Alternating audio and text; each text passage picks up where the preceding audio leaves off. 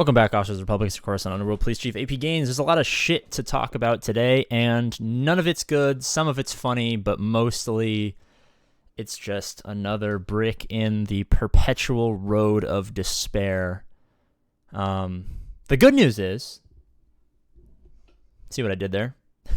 I tricked you. I said the good news is there's none. I mean, the meta's fun, but okay. Basically, they're going to nerf the Echelon, and the Interceptor is bugged. So, two of the new ships that I've been praising as big boosts to free-to-play, as you guys know. Lots of people have the First Order fleet, and while it could kind of counter Negotiator, it wasn't exactly a top ship for most players, but the Echelon made it super viable, and I was happy that most free-to-play players would be able to counter and one-shot Executor easily. I thought that was going to be a great step in the right direction. The ship meta was opening up. We did a podcast on Patreon if you guys do want to be a part of all that cool Patreon behind-the-scenes stuff. Talking maybe some leaks and some stuff like that. Well, not leaks, but like, you know, stuff that not a lot of people know about. It is over there on Patreon. You guys can't join. We are trying to hit a goal. I'm kind of... There's a lot of problems in the game right now. There's a lot of problems in the game. Everyone knows matchmaking is non-existent. You'll be hard-pressed to find a person who thinks that it's in a good state, if it's in a state at all. And I think finally there was going to be a turn where the free-to-play players were going to be able to use the Finalizer fleet with the new Echelon to try and overcome some of that like systemic unfairness that comes with spending money in this game. And I think that would have been a massive, massive, massive improvement to the game. The only problem is the people who pay all the money that keep the game running, because if people don't whale, there is no game. The game gets shut down and we're all fucked. So basically, we have to hope that people spend tons of money and are happy, but also that we can be happy as well. It's a very weird juggling, balancing act. I find it kind of hard to play both sides of, yeah, let's go spend tons of money so that APGAINS can keep playing for free, and also, wow, this is not fun for anyone who doesn't spend a bunch of money. So, are they going to nerf it? Yes, they're going to do it. They're going to say that they're thinking about it, but they're probably going to nerf it. I mean, we can probably, if we complain enough, like if we comment enough on the forums and in other stuff, we can definitely probably turn the tide. I'm currently protesting matchmaking, ships only defense for an entire month. Massive PP March is in full swing. You know, comment Massive PP March, you'll get a comment replied. We're just trying to spread awareness for the fact that they're not doing a very good job. And a good opportunity to do that is...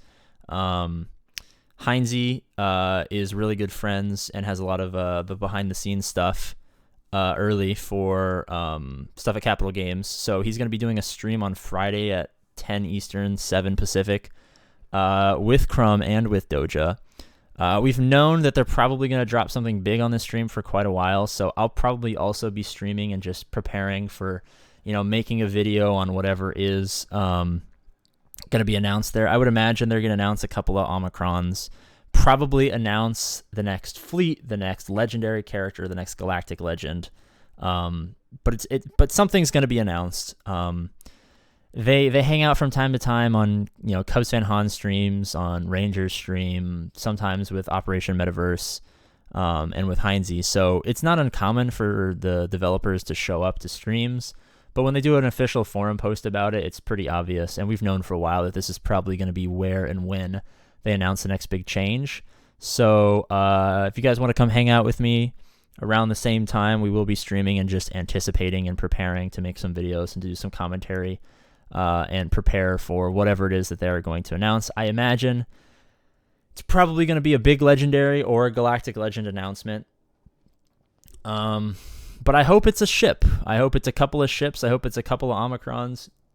And I hope it's stuff that's free to play. And I hope that they're going to announce that they're not changing the Echelon and that they'll finally fix the Interceptor. The Interceptor, as you guys know, is broken. Great ship. A lot of people are saying, APGAINS, are you disappointed in its performance? Well, if you take out misplays and the fact that it's literally bugged right now, it's still a fantastic ship and it's going to be my go-to Executor counter when I put my Executor on defense. So I'm still really happy with how the ship is and how it's going to function in the future once they fix all of the glitches, of which there are many in this game, as you guys know.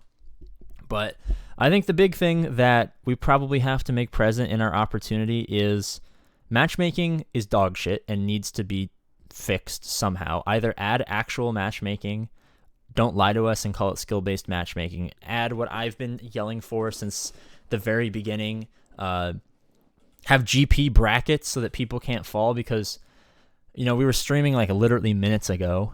We're not streaming right now, but like literally I just ended the stream, recorded this video. Some guy was like, this is my 4th ever GAC. I'm 700,000 GP and my opponent is 4.7. Like, I don't think this is fun. I'm probably going to quit. And if this person's saying that he's new and is probably going to quit because this is terrible, imagine all of the other thousands and thousands and thousands of people who are coming in. Maybe they saw an ad. Maybe they saw, a great Arnold stream. Like, what the hell is this? I want to play this game. It looks interesting. They grinded for 3 months, or they paid $100 for the Hyperdrive bundle to get to level 85 where they can do GAC. They're preparing. They're excited. They've been waiting forever and ever and ever to be able to participate in the game mode, the only game mode that matters.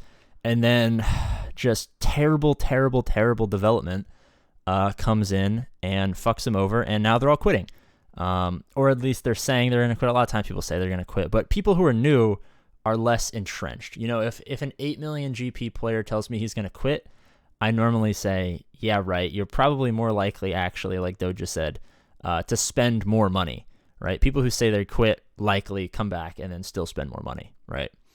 But the thing with new players is they don't have that deep many year long, community building investment into the game that prevents them from quitting. Like, I won't quit because I've invested so much and my community is so deep and we have the best community. We've been the number 2 channel for almost 7 months in Star Wars Galaxy of Heroes, and we're doing great things. So I'm never going to leave, but someone who's just played for 2 months, if something comes across their desk that they're just unacceptable, like they have no problem quitting. I think that's probably why the game has not been gaining traction over the years and it's always been decreasing in players, is because they don't do things that make it fun and approachable for new players. Like the tutorial, for instance, is the dumbest thing I've ever seen in my entire life. And they haven't changed it since launch, basically. Like, why don't they? I mean, they've invested in some double drops, but double drops is not an investment in new players. It was an investment in getting more characters faster so that you have to spend more money on gear. Like, when you peel the curtain back, they make a lot of great business decisions that are such good business decisions that they're bad business decisions, if that makes any sense. Like, they're so good at making money off of people that people don't want to play and spend money. It's like that fine line between are you allowed to use child labor, and unless people figure it out, then you can't use child labor.